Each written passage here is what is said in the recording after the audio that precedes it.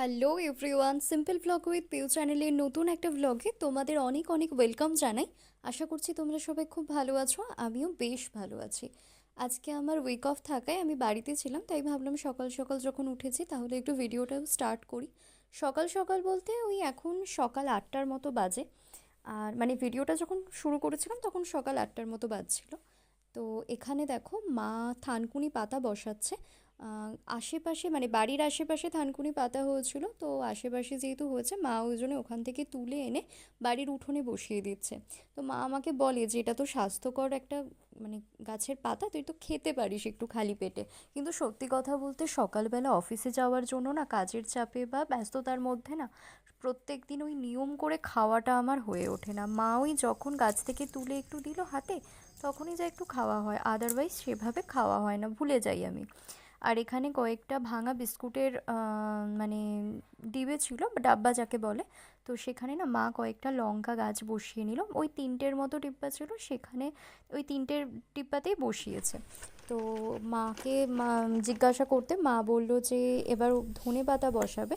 তো ধনে পাতার বীজটা পরে দেবে, কিন্তু প্রথমে মা নাকি মাটিটা তৈরি করে নিচ্ছে। তো মাটিটা তৈরি করার পরে দেখো এখানে জল দিয়ে দিচ্ছে। মাটিটা উপযুক্ত হয়ে গেলে তারপর বীজ বসিয়ে দেবে। আর তোমাদেরকে আরেকটা জিনিস দেখাই, দেখো এই দেখো আমাদের ঘরের সামনে না একটা মানে বাড়ির সামনে একটা কলা বাগান রয়েছে, এটা যদিও বা আমাদের নয়, অন্য কারোর। তো এখানে দেখো একটা মোচা ধরেছে বাগানের মধ্যে, কি সুন্দর দেখতে লাগছে না মোচাটা। এই আশেপাশের মধ্যে না ফল সবজি ফুল দেখতে কি ভালো লাগে আমার, কি বলবো আমি তোমাদেরকে। আর এখানে না মা কয়েকটা লঙ্কা তুলে নিচ্ছে। মা বাড়ির মধ্যে এত লঙ্কা গাছ বসিয়েছে, চারিদিকটা বলতে গেলে লঙ্কা লঙ্কা কাণ্ড হয়ে যাওয়ার মতো ব্যাপার হয়ে গেছে। মানে প্রচুর লঙ্কা হয়ে গেছে আর কি বাড়িতে। তো চারিদিকে বসিয়ে দিয়েছে লঙ্কা গাছ। আর এটা হচ্ছে জানো তো দুধে মুড়ি লঙ্কার গাছ।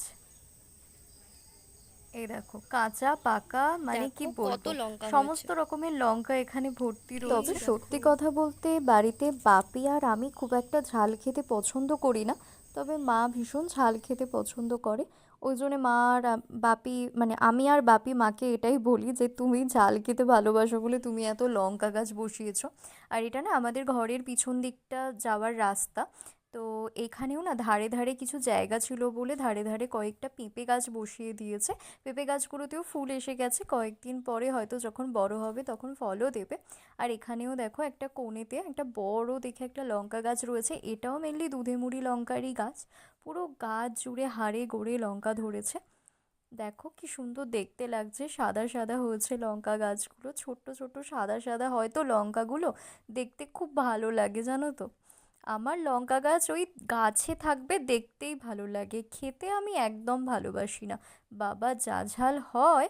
আর এই দেখো এখানে দুটো বিড়াল বসে আছে, রোদ্দুর পুড়ছে, শীতকাল এসে গেছে না সেই কারণের জন্য ঠান্ডা লাগছে ওদের। আর এখানে না মা উনুন তৈরি করবে সেই কারণের জন্য এখানে গর্ত খুঁড়ছে। সত্যি কথা বলতে আমাদের আগে একটা উনুন ছিল, সেটা তোলা উনুন, কিন্তু আর একটা উনুনেরও দরকার ছিল, তাই মা এখানে আর একটা উনুন তৈরি করে নিচ্ছে। সত্যি কথা বলতে অনেকে দেখবে গ্রামের দিকে আমি এটা দেখেছি প্রফেশনালভাবে অনেকে উনুন তৈরি করে, মানে বাড়িতে এসে উনুন করে দিয়ে যায়। তো আমার মা তো প্রফেশনালভাবে উনুন করতে পারে না, তবে মা হিসেবে বা ঘরের বউ হিসেবে যেটা সাংসারিকভাবে যেটুকু করে সেটুকু করতে পারে, মোটামুটিভাবে চলে যাওয়ার মতো। তো এখানে মা প্রথমে না মাটিগুলোকে একটু ভেঙে নিচ্ছে, যাতে এই দেখো আগের উনুনটা যেটা তোলা উনুন বলছিলাম না সেই উনুনটা, তো অনেক পাতাও জন্মে গেছে এই মাটির উনুনে। পাতাগুলো পুড়িয়ে রান্না করতে পারবে যেহেতু এখন শীতকাল আসছে। তো সেই কারণের জন্য মানে শীতকাল আসছে কি শীতকাল এসে গেছে। আর এখানে মা কাদাগুলোকে দিয়ে উনুনটা তৈরি করে নিচ্ছে, বালতিটা দিয়ে ওই জন্য একটু মাপটা করে নিল যে কতটা কি মাপের হবে উনুনটা। মায়ের এই কাঠের উনুনে রান্না করতে করতে না এমন অভ্যাস হয়ে গেছে যে মা বলে যে আমার জানিস তো ওই গ্যাসের উনুনে রান্না করে যেন পোষায় না। সমস্ত কিছু যখন কষাই তখন যেন মনে হয় ঠিক করে কষানো হচ্ছে না, বা ঠিক করে কষাতে গেলে মনে হচ্ছে যেন গ্যাসটা একটু বেশি খরচা হয়ে যাচ্ছে। তো সব মিলিয়ে আমার বাবা উনুনই ভালো, তো আমি উনুনেই রান্না করব এরকমই বলে। গ্যাসও রয়েছে বাড়িতে, তবে সেটা কিছু কিছু সময়ের জন্য ব্যবহার করা হয়, যেমন ধরো ওই রাত্তিরের খাবারটা একটু রুটি হোক বা তরকারি হোক সেই খাবারের জন্য ব্যবহার করা হয়। সকালবেলা বা দুপুরবেলার দিকের যা কিছু রান্না হয় সমস্ত কিছু এই মাটির উনুনে বা আমাদের এই তোলা উনুনেই রান্নাটা হয়। এতদিন তোলা উনুনে হতো, এখন এই মাটির উনুনটা যে বানিয়ে নিচ্ছে মা, ওই উনুনেই হবে নিশ্চয়ই। দেখো, তোমাদের সাথে কথা বলতে বলতে মায়ের এখানে উনুনটা তৈরি করা প্রায় কমপ্লিট হয়ে গেছে। আর উনুনটা না অনেকটা এরকম দেখতে লাগছিল দূর থেকে। তো মোটামুটি ছোটোখাটোর মধ্যে বেশ কিউট লাগছিল উনুনটা, কিন্তু দেখতে যাই বলো আর তাই বলো। আর এখানে একটা ওপর দিকে একটু ছাউনি করে দিলে না পুরো রান্নাঘর তৈরি হয়ে যাবে। আর তাড়াতাড়ি করে মা আর আমি এই মানে উনুনের কাজটা কমপ্লিট করে তারপরে, বলতে গেলে আমি কিছুই করিনি সেরকম, বাট তাও ওই ভিডিওটা করছিলাম এটাই অনেক। তো তারপর তাড়াতাড়ি করে, দেরি হয়ে যাচ্ছিলো, অনেকটা বেলা হয়েছিল বলে মা আর আমি যা হোক করে হাত মুখ ধুয়ে এখানে খেতে বসে পড়েছি। বাপি একটু চপ এনে দিয়েছিল, আর ছুটির দিনটা না আমার গরম গরম চপ মুড়ি খেতে খুব ভালো লাগে। আর এখানে দেখো মা, বাপি আর আমি তিনজনে চপ মুড়ি খাচ্ছি। আর এই ছুটির দিনটা তিনজনে একসাথেই কাটাই, কারণ এই একটা দিনই থাকে তিনজনের একসাথে কাটানোর মতো। অন্য দিনগুলো তো আমি অফিসে যাই, তো সেভাবে হয় না। এদিকে রয়েছে তো রান্নার কি গাঁদাল পাতা, এদিকে আমরা, ওদিকে মাংসর সরঞ্জাম। এই দেখতেই পেলে রান্নার জোগাড়ে কি কি রয়েছে। তো এগুলো দেখো, আমড়া রয়েছে। তো এই আমড়াগুলো দিয়ে আজকে চাটনি হবে।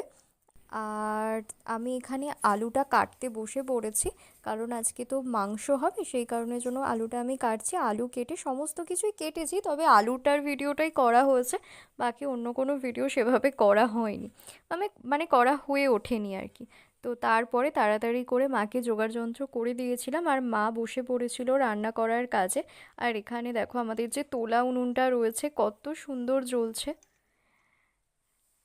আর মা এখানে প্রথমে মাংসটা তৈরি করে নেবে, সেই কারণের জন্য আলু ভেজে নিচ্ছে। আমার আর অফিসের ছুটি বা উইক অফ যেহেতু রবিবার নয় বুধবার, সেই কারণের জন্য বুধবারই আমাদের বাড়িতে মাংসটা মা আনে আর রান্নাটা হয়। আর এখানে না মেনলি আমি ভিডিও করছি, কিন্তু সত্যি কথা বলতে আমি অপেক্ষাও করছিলাম কখন মাংসটা কষা হবে আর আমি কষা মাংসের একটা পিস পাবো। মানে বুঝতে পারছো, সবে জাস্ট রান্নাটা শুরু হয়েছে আর আমি এখনই কষা মাংস খাবার কথা ভাবছি।